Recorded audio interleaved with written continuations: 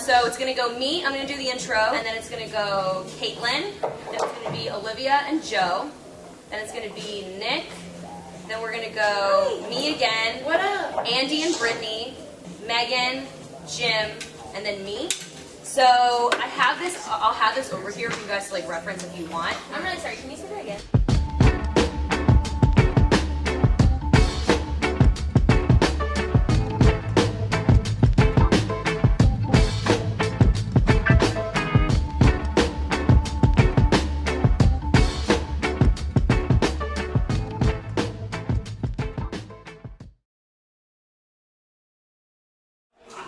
Welcome to my storytelling event.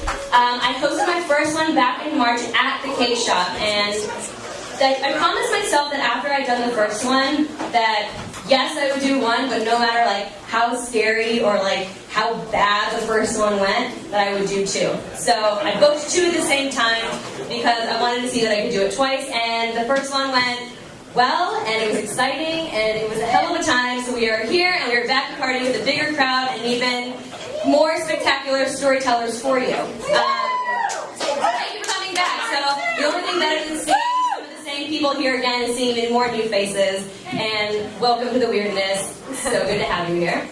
But before we get started, I'm going to tell you a little bit about me first. So my name is Olive. Some of you might recognize me from my blog, and some of you are probably like, who the hell is this? So my name is Olive.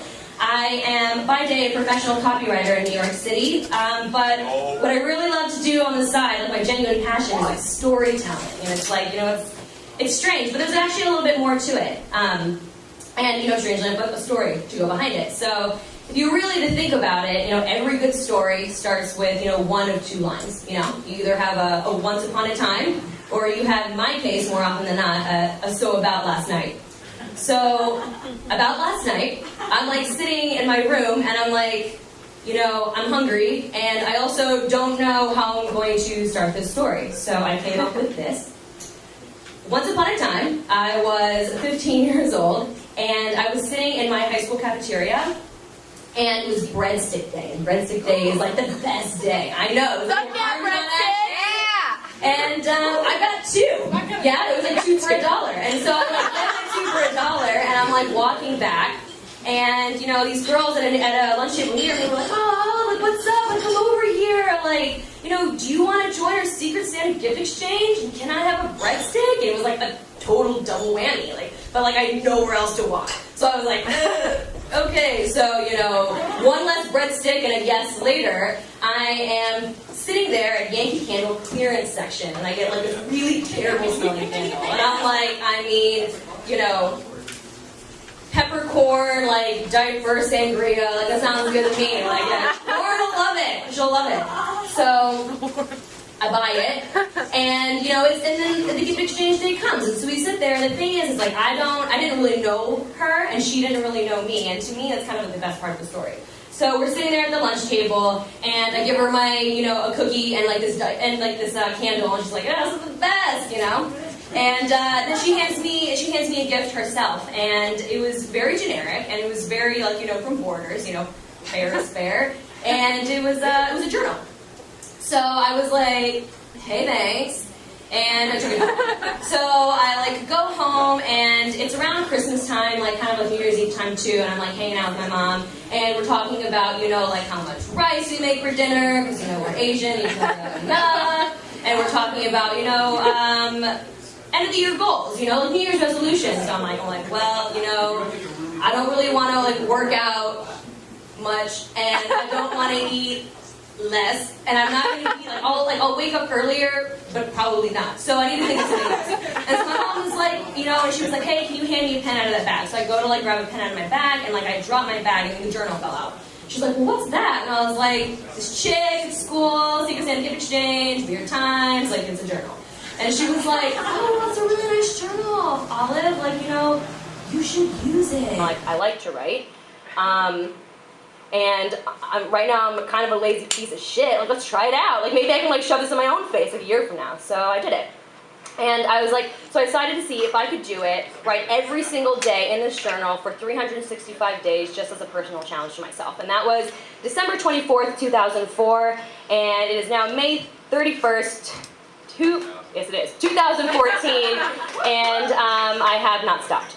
So every single day of my life since December 24th, 2004 has been accounted for, and that's weird. That's a lot of stories, right? So like everything from prom, driver's license, going to college, like, having a McChicken, having another McChicken, getting drunk, like, like making like lots of dumb mistakes and then like writing about it. So like apparently like my future self will never forget about it, writing about my friends' dumb mistakes, like all that kind of stuff. And I was kind of just sitting, I was kind of becoming like internal journalist a little bit, but I never really had like a huge intention to do anything with it because I was like, what do you do with it? So there I am, like senior year of college, and I just kind of like had this epiphany. I was like, I'm gonna move to New York City, and I'm gonna be a writer. Yeah, because that's how that works. And so I left. And I ended up starting this blog, and it's called olivethepeople.com. And it is about me, like, to an extent, but it's so much about you guys. It's so much about like the people that I've met along the way, and 9 of them are here, and they're here to share their stories, some of which you will find on the blog, most of which you will not. So this is a very, very special event for us. But one of the key players on my blog is actually, she goes by the alias of Penny Erickson. She is my best friend. She is out of her damn mind. And she flew all the way here for the weekend. She's here for 36 hours. And she flew in just so she could tell you this story. So, without further ado, I'm going to introduce my first storyteller. This segment is called How to Look Crazy Without Really Trying.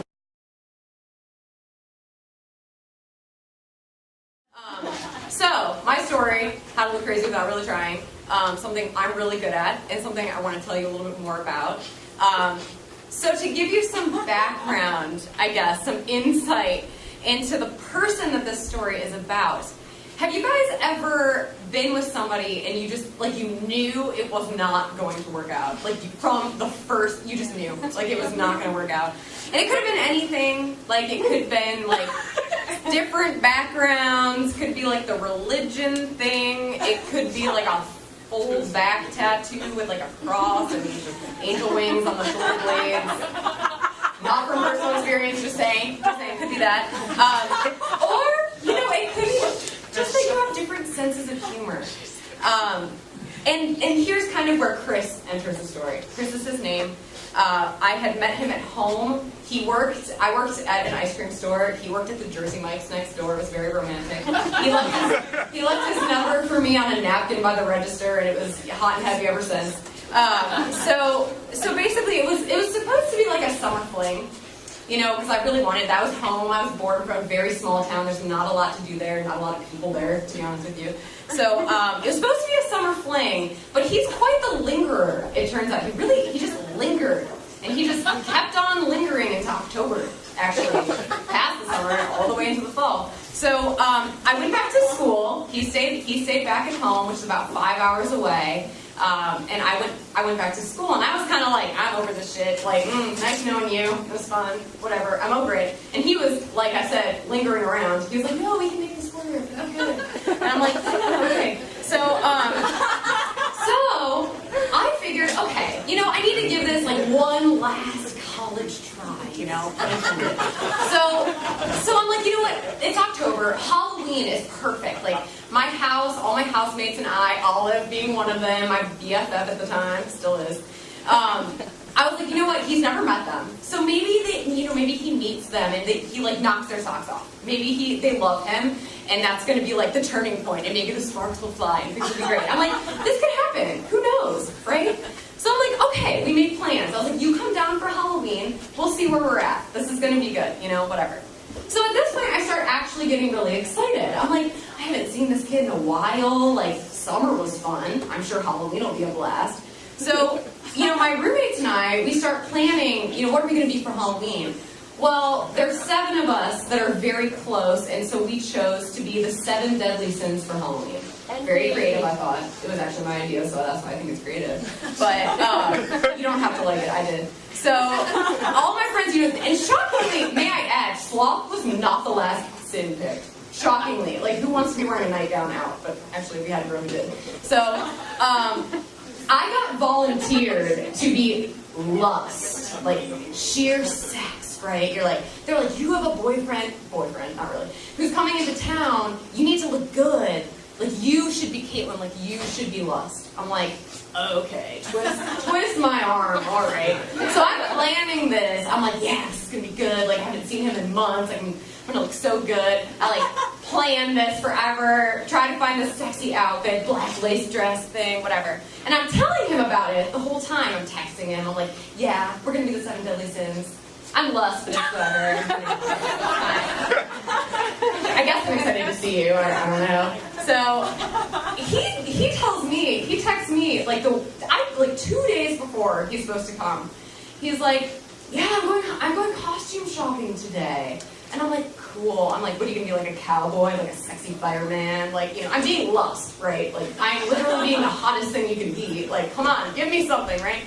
So he's like, oh, I don't know, I'm gonna go shopping today. We'll figure it out. A couple hours later, he texts me back. It's just a picture, just a picture on my phone, and it's this female lifeguard costume. And I don't know if anybody here has ever seen this at a party or maybe online when you're looking for a costume. Like Baywatch status, like the red high cut with like there's literally fake pubic hair attached to it. Fake breasts. I cannot make this up. Like fake breasts. I'm like, oh, and a blonde wig to go with it. I'm like, are you fucking kidding? Like, I told you, I am going to be literally sex for Halloween, and you are dressing up as a woman with pubic hair. That's it. Yes, thank you. Ew. Exactly. I told all my friends, and I was like, no, I will not stand for this. This is the breaking point. So I did what any logical person would do, and I called him, and I broke up with him. Immediately. And I was like, yeah, I got this. Like, fuck this, bro. I was like, you're trying to impress my friends for the first time, and you have fake pubic hair sitting out. Like, what are you doing?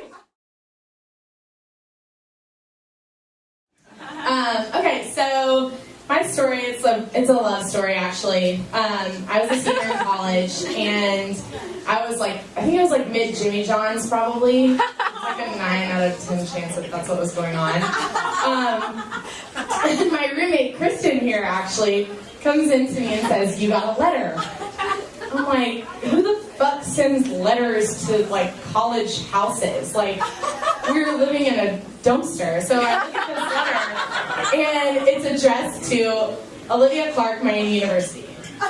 No other address. I'm like, how did this get here? And it's like, all these stamps that are like forwarded from Campus Mail, and I'm like, where did this come from? Like, and then I like look a little closer, and there's all these like, my name is like written with all these like hearts and stars, and like all over this envelope, and I'm like, who the fuck is this from? So I look in the left-hand corner, and it's from inmate number 2298587.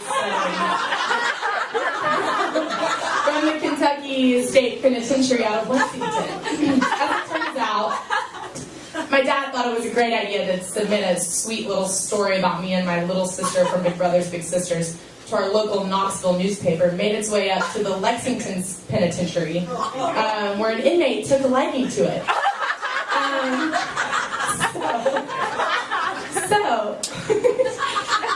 My dad was really pleased that his gesture had reached such a broad audience. I want to read this story to you, this letter actually.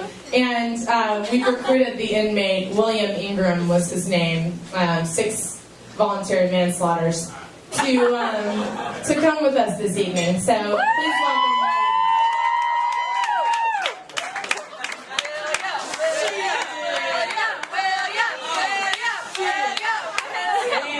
Girl, how you doing? This is our good friend Jet. Wait, do we have another mic for him? Yeah. Here, Joe, right here. Oh, shit. Okay, so we're going to do a little back and forth so you can understand. Olive helped me, by the way, craft a response to this letter, just for fun. Shall we? What's up, sexy? Oh, wait, before we get going. Oh, shit. This is the actual letter that was written to me, for those of you. may not have understood the concept. What's up, sexy? How you doing? Fine, I hope. I know, you're probably saying, who the hell is this writing me? Well, my name is William Ingram. And I was reading the newspaper a while back and I saw you. And I must say that you are so sexy and to the point. I just had the right to tell you that. In agreement with your assumption, I am indeed busy, but I found time to holler back. And although you said you don't want nothing from me but friendship and a sexy picture, I have to be honest, your signals are a bit mixed.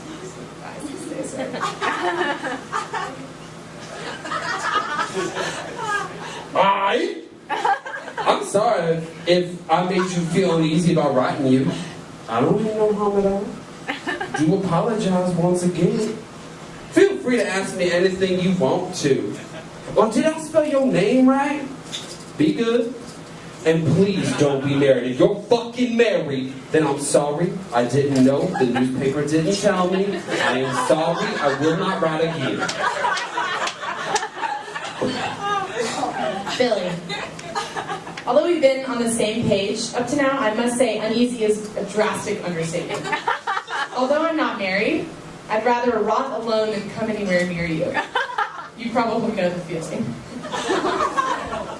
That said, I love new friends. Maybe you could stop by someday and we could get to know each other over some non-seafood related snacks. I'm assuming that'll be in the next 86 years or so. I'll pencil you in for a round thing. Anyways, Bill, I must go. It's been wonderful getting to know you and best of luck on your orgy endeavors. It might be a little uncomfortable at first, but what is it really? This letter being a prime example. Warmest regards, Olivia. P.S. I love you.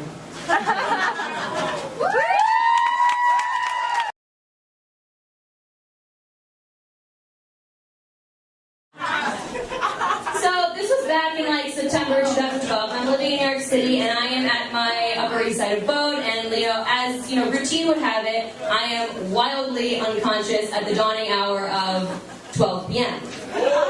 So I'm laying in bed, and my roommate Emily comes in the room, and she was like banging on the door. And she comes in. She was like, "Olive, there's a note for you at the door." And I like sit up out of bed, and I look to my right, and Nicole isn't there. And before anyone gets any weird ideas, she was in between apartments, and she was staying with me for about like 2-3 weeks. And so if she wasn't with me, overnight, then where the fuck was she? So, my other roommates, like, Caitlin and Emily, they're like, Olive, like, chill, like, calm down, let's talk about this. And I was like, let's recount last night, all right? Let's focus here. Like, what happened? So I'm, like, zooming out, and I'm, like, thinking about the night before, and I'm like, okay, all right. Well, the last thing I remember is I see Kristen, and I see Caitlin, and I see Emily, and I remember you guys, I remember separating from you guys. I remember, like, Nicole and I were like really we were drunk and we spotted a trolley. And we're like, oh my god, a trolley! And so we it's stationary and it's abandoned. And so we go in this trolley. This is Lower East Side. Never saw this trolley again. Very well could have been a figment of my imagination. So we go in and we're like dancing, we're having a good time, and all of a sudden there's this really scary man pops up from the back. He's like, what are you doing on my trolley? And I'm like, oh my god, what are you doing on this trolley? And he was like, I live on this trolley. I was like, oh my god, you're homeless and you live on this trolley. And lots of conversation that should not have happened. And we freaked out and left. And so we jet out of there. And we sit on this bench. We go 3 feet and we sit on this bench. We're like, let's get out of here. And so we're trying to recuperate our thoughts, and all of a sudden I hear this voice from the right side, and the voice, all the voice said was, hummus.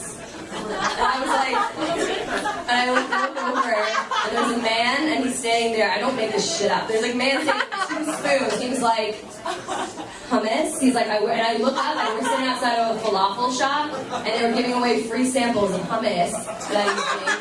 And he was like, you want to try my hummus? And we're looking at each other, we're like, I was like, I'll get some hummus. And and Nicole's like, I hate hummus, but I'll eat that shit, and Nicole is she's very popular for being a pathological liar when she drinks specifically. She says things like, you know, I don't like hummus. She says things like French fries are the worst. And my personal favorite, Olive, I never get lost. So we're sitting there, we're like eating the hummus, and then all of a sudden, you know, Scar, who was the name of the falafel employee, he was like, hey, so ladies, like my shift gets over like now. Do you guys want to go to the clubs? And we're like, yeah, let's go to the clubs. And like, you know, we're like, you know, we have a compromised mindset, you know, so we say yes. And so, you know, my friends, you know, like can't run away. They're like, okay, so she didn't get kidnapped by the homeless guy on the trolley. But you did go to the clubs with the hummus guy. And I'm like, yeah. So at one point we're at a bar with the hummus guy, and I remember him. And we're like, he's like sitting in the middle, and at one point he like does like one of these numbers, and, like puts his arm around us, you know. And I'm like sitting there, and like 20 minutes later, I like kind of like snap out of it, and I was like, I'm in the warm embrace of a falafel employee. I was like, I gotta go. This is an issue. So I was like, I didn't tell Cole, I'm like, we gotta get out of here. And so like I grab her hand, and you know, and then we go to the next bar to meet my friends. And my friends are like, yes, oh my god, yes, I remember seeing you at this bar. Like, that's it. Like, what happened after that? I'm like, what happened after that? I don't know. So we like get there, and I remember like everybody's like very like scattered, and they're very like dispersed. And you know, Nicole's a very beautiful girl. She's attractive, she's fun, and she attracts the weirdest fucking people. So we like walk in, and this guy was like, you. And he like grabs her, and all of a sudden she's like on the side of the room. And this guy easily had like one of the top 8 like creepiest smiles I ever seen, which is why he adopted the name Creepy Stripes. And like, that's a girl thing. You go out, it's kind of like you're talking to Creepy Stripes, you're talking to, you know, blue polo hat guy, you know. So she leaves Creepy Stripes in the deep depths of Brooklyn, you know, by some stolen Dodge Chargers, and she gets into this Evelyn cab service, and she takes a $60 cab ride all the way back to the Upper East Side to my apartment at 4:56 a.m. And when she gets there, she can't get into my apartment. I for sure gave her my keys, and she couldn't get into my apartment. So she goes into the Coffee Bean and Tea League, which like opens up early, and she was like, hey, like, I'm gonna have a hot chocolate and one breaking and entering next door, please. Like, can you guys just like, they're like, I mean, no, I'm not going to be breaking and entering into an apartment that may or may not be yours, right? So logically, she buys the hot chocolate, and she gets a receipt. She asks to borrow a pen, and she writes me a note, and her feet hurt, so she puts her shoes in the note, and then she goes back in the Coffee Bean. Now, what I didn't know was the Coffee Bean has a back room. So she went to the back at 5 in the morning, and she passed the fuck out. She's like, what was supposed to be a cat nap turned into fucking full-blown REM. And she like wakes up, and she was like, and you know, you've got like the novelist over here, you know, you've got like church brunch over here, you've got the student over here, and then you have like a shoeless Nicole DeTample, her dress, and she's like looking around, and you know, it's good.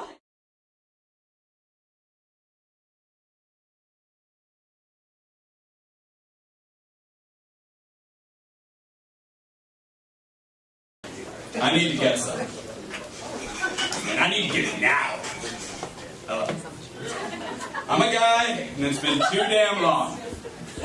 Just gonna reach for my phone right quick. Come over. Nope. Too aggressive. Let's get it on. No. Way too aggressive. Sorry. Let's think casual. Hey, what are you up to? Alright, well let's see. So it's currently 10:30 p.m. I have 0 plans for tonight. I'm no fool. This is a booty call. Shit, she's already here? Hey! Yeah, what's going on? Tour the place? Sure. Conveniently in the tour of the bedroom. My signature. And this is my room. Oh my god, is that your grandma? Yeah, that's my grams, you know. Such a sweet old lady. Are you guys closed? Totally closed. You know, I just went grocery shopping with her last week. Poor thing, just couldn't even reach up for the Raisin Bran, so what could I do? I just swooped up there and helped her the best I could. I even poured her a bowl the next morning. I wanted to do something nice. Cute. Does she live in the area? No, she actually lives in Croatia. Okay, so where do I change? I could be pants in front of him, but it's a risky move considering I can't remember what underwear I have on. Like, it could be laundry day underwear, and I would never forgive myself. So, do I change here? Do I go to the bathroom? Preach. Hey, where's your bathroom? Straight back past the kitchen. Okay, great. Thanks. I'm walking to the bathroom. Oh, hey, old friend. Okay, checked. Got my good underwear on. I'm ready to go. I'm going to stomp back so he knows that I'm coming. I hear stomping. She must be on her way back. But, wait, what do I wear? What about the birthday suit? Naked man! Damn it, you're better than this. Hello, old friend. There used to be a lot more of this. Whatever. Alright, we'll take back 2 cups. It's gonna be great. Hey, I'm back! So, do you want to watch a movie? Yeah, sure. What do you want to watch? I don't care. I'm not picky. That's bullshit. That's a goddamn trap. If she didn't care, I'd put in Inception, try and watch it for the 5th time, get lost in limbo, and not know that she was even next to me. How about Twister? What? Aerobics. Okay. Okay. All right. Movie time. His idea, not mine. Inquiry. Are we cuddling right now? Like, what is his arm doing? Is he trying to cuddle me as we? All right. Well, it's already happened.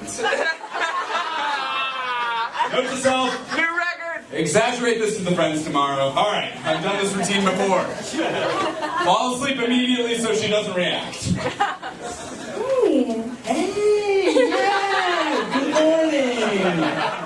Yeah. So it was fun. Oh, definitely. Yeah, we should do it again sometime. For sure, for sure. I have to go. Yeah. I mean, you do what you gotta do, right? Oh, bye.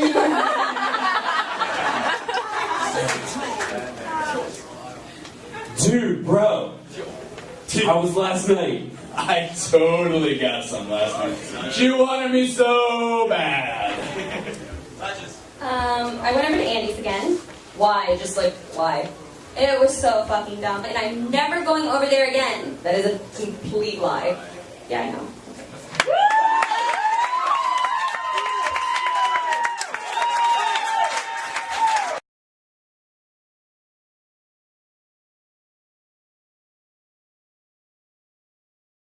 Stage. And I remember my friends talking about their mommies and daddies and realizing that I had no idea what that meant. I remember these men coming to pick my friends up, and while it had been explained to me who they were, I didn't understand how they'd gotten one. Now there's this look of pity in the eyes of people when you tell them that you grew up without a father, and I've spent my entire life avoiding that, avoiding having to explain myself away to people. And so when I was 9 years old, and my mom sat me down and she said, I think it's time that you know who your father is. She always wanted a kid. And now she was 42 years old, and it was time to make that happen. So she had a conversation with her old college roommate, Claudia, and Claudia's husband, John, and she told them how much this meant and why it was urgent and how much she needed this. And they came to an agreement. My mom would spend the night with John, specifically for the purposes of procreation. Now that's a lot of information. And they even at one point talked about the idea of all 3 of them raising a child together, one big happy family, and how beautiful would that be? But then John and Claudia moved to New Mexico. They kept their apartment in New York, though, and sometimes they would come back and visit. Sometimes John would come back and visit, and sometimes my mom would go over to the apartment. But when she got pregnant, everyone was very happy. I mean, they couldn't all raise me together anymore because they were living in New Mexico and my mom was still in New York, but they could get as close to that as possible. And it was exciting, and it was new, but as time went on, my existence became a symbol of their wild past in the 70s. My existence became a threat to the now traditional family that they were trying to cultivate. And when I was 2 years old, John and Claudia decided that they were going to abandon any idea of being a part of my life. And there it is. There's that look of pity. And I fucking hate that look. And now I don't have a story about how my mom wanted me so badly to happen. Now I just kind of happened. And I should be really upset about that. But I'm kind of relieved. Because now I have the truth. And I can put it all behind me. Now I can spend more time looking forward than back. I can focus on my identity and my wild past. And I can use my own strength to feel better about that look of pity in your eyes. Thank you.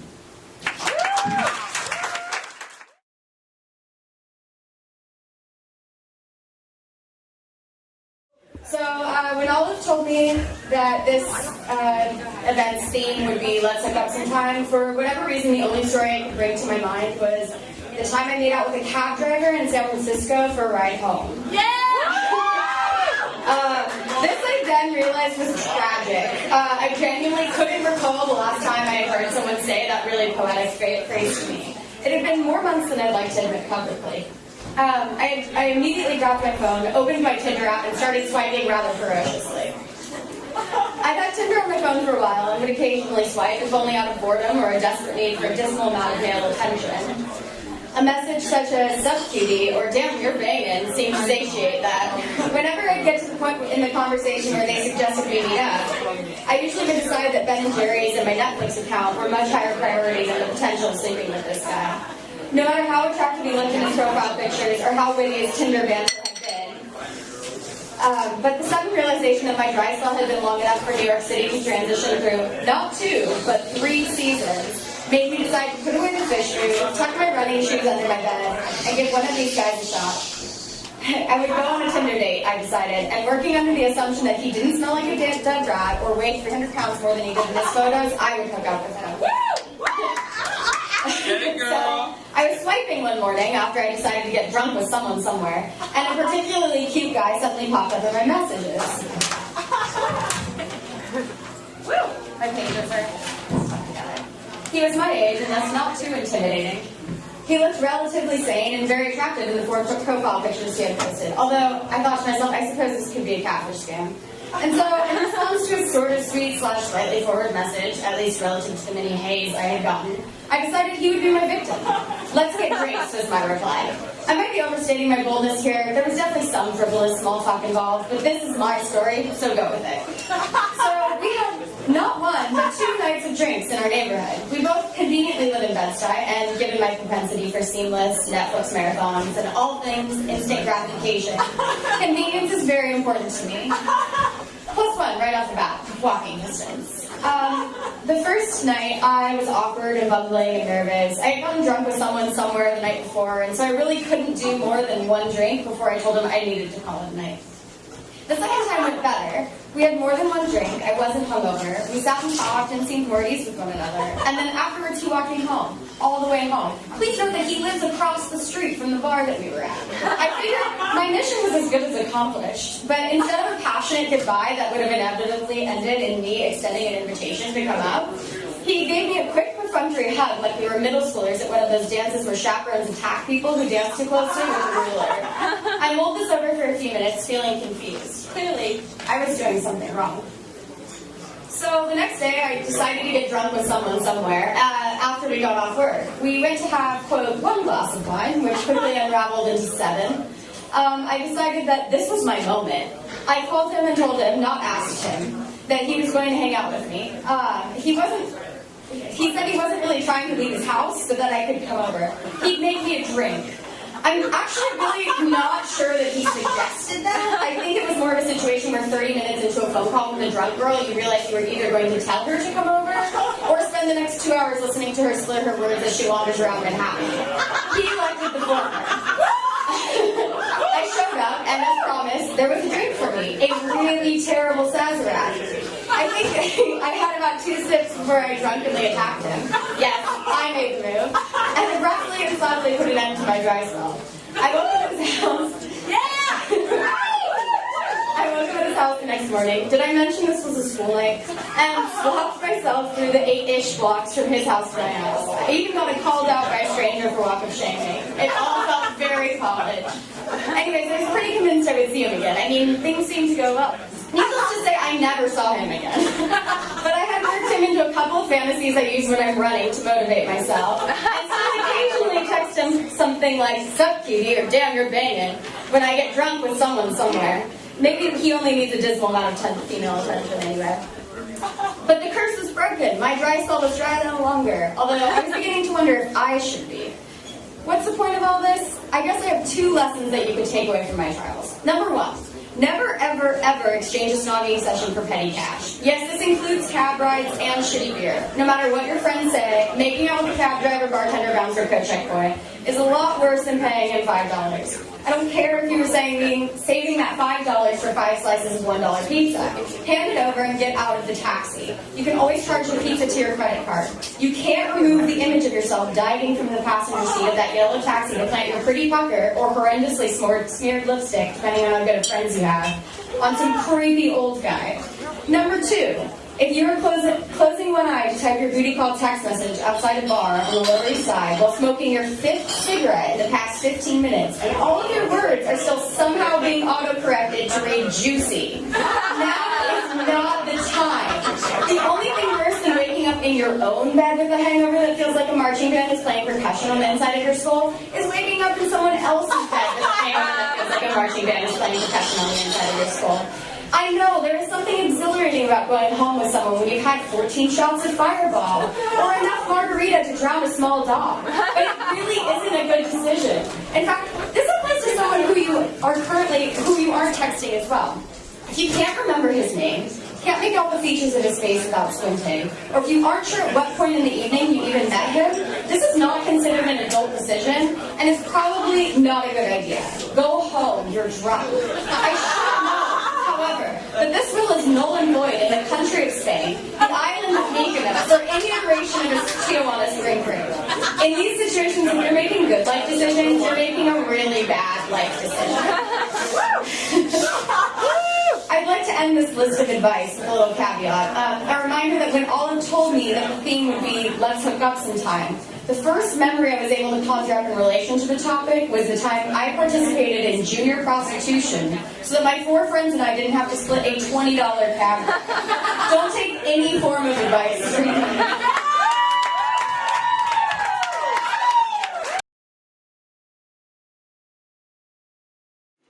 And the second I got divorced, I changed my Facebook status from married to single because I'm a fucking adult.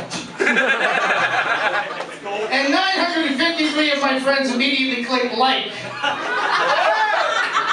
Because apparently they did not understand the gravity of that situation.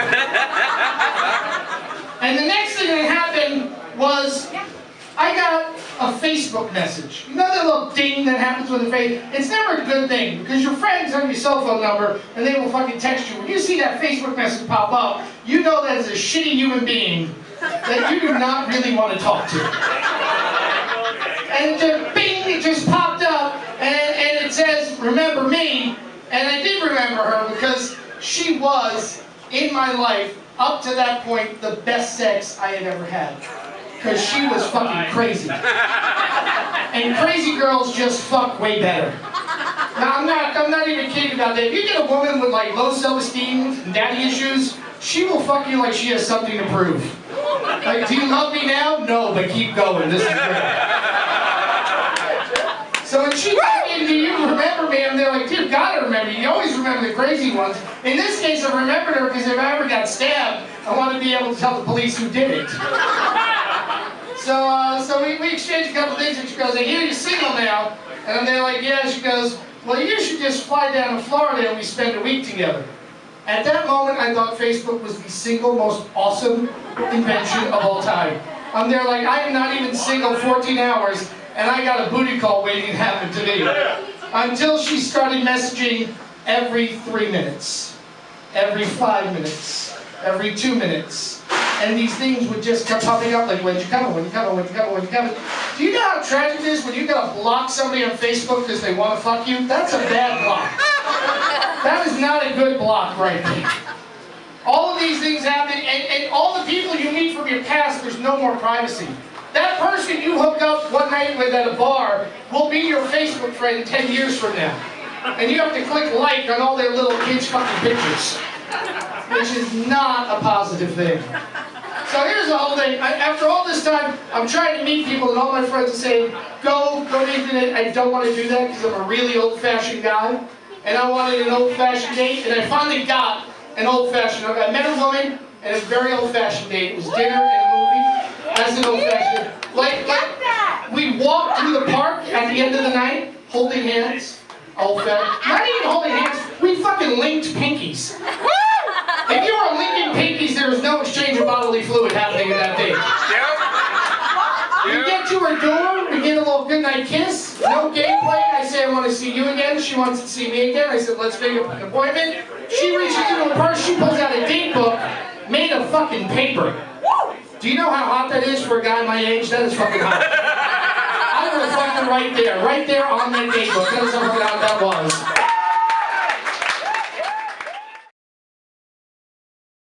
And I find myself like going to the bars and I'm like, yeah, check out my blog, it'll tell you everything you need to know, but not realizing that I wasn't really sure if I was living in the shadows of my digital persona or if my persona was living in the shadows, you know, vice versa. And it really started like kind of bothering me a little bit. And so it was one of the really big reasons why I kind of wanted to host like this second storytelling event, you know, it was hooking up that idea between like the person in the paper, you know, and the digital person and the real person. And I gotta be honest, I think this might be the best hookup I've ever had. And I think we should do it again sometime. So thank you so much for coming out tonight. There will be a next one. We will be taking shots after this, and there's merchandise in the back, and I can't wait to see you guys all again.